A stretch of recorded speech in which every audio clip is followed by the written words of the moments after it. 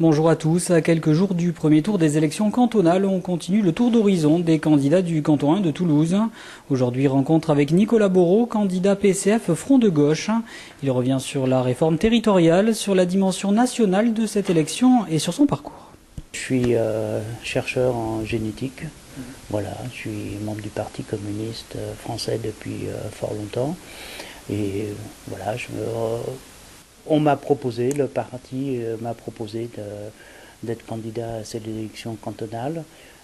C'est aussi un moyen et un moment de transformer un militantisme d'une certaine façon en un militantisme d'une autre façon, où évidemment on est un peu plus exposé à une vue publique. Mais bon, les gens qui me connaissent savent que je suis communiste, j'ai jamais été clandestin. Il y en a qui ne sont pas d'accord avec moi, ça ne m'empêche pas d'avoir d'excellentes relations avec eux. On n'entend plus les cocos à Moscou, ce qui était quand même une grande tradition. Que maintenant, on nous dit il y a à la fois un certain étonnement et en même temps une certaine reconnaissance, parce qu'il est évident que on n'est pas dans les lieux où on distribue, on milite de façon nouvelle et de façon tout à fait soudaine. Ça fait des années et des années qu'on est aux mêmes endroits, que ce soit le marché Cristal, que ce soit au marché Saint-Aubin. Et donc, il y a quand même la reconnaissance d'une constance de notre part. Il ne faut pas déconnecter les élections cantonales de le restant de la politique. Surtout qu'en plus, ce gouvernement a avoué et a annoncé qu'il allait faire disparaître les départements pour les noyer dans une collectivité territoriale nouvelle dont les contours sont tout à fait flous. Et on peut s'étonner de la faible réaction des conseils généraux, et en particulier du Conseil général de la Haute-Garonne.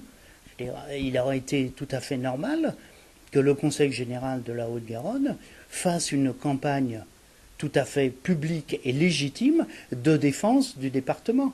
Nous ne sommes pas accrochés aux départements tels qu'ils sont définis aujourd'hui, tels qu'ils ont été définis pour les uns en 1793, pour les autres en 1830, peu importe. Il est évident que les populations ont changé, les territoires ont été modifiés dans leur occupation. Donc, mais ça doit se faire démocratiquement. Et ça doit se faire démocratiquement, donc ça veut dire par la population. Les grandes lignes, c'est déjà, je vous dis, un nouveau mode de scrutin, donc créer une dynamique. Et aujourd'hui, en Haute-Garonne, c'est créer d'autres types de relations entre les grandes collectivités territoriales. La région, le département, et la ville de Toulouse et la communauté urbaine de Toulouse.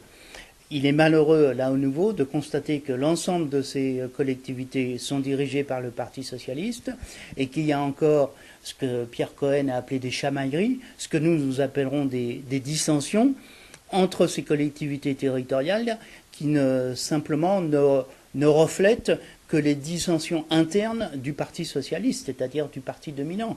Et qui en paye les frais, ce sont les citoyens. Tout a été organisé pour que les gens n'aillent pas voter. On le disait avant que vous commenciez cet entretien. Les télévisions n'en parlent pas, publiques ni nationales. Les radios en parlent très très peu. Donc là, le gouvernement ne fait aucun, et l'État ne fait aucun effort pour intéresser les gens à ces élections. Et au niveau du canton, au niveau du département, c'est un peu la même chose de la majorité du Conseil général.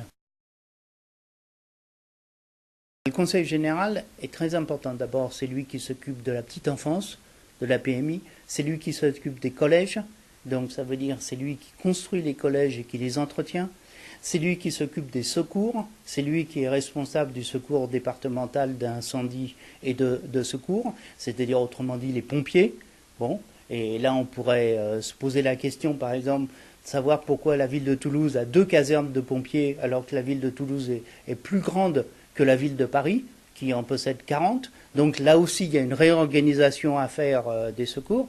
Et enfin, le Conseil général s'occupe de la solidarité avec la gestion du RSA.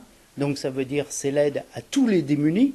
Et enfin, dernière étape, ce sont la gestion de l'ensemble de l'aide aux personnes âgées et surtout de l'aide aux personnes âgées dépendantes. Donc de la naissance à la mort, le Conseil général s'occupe de vous.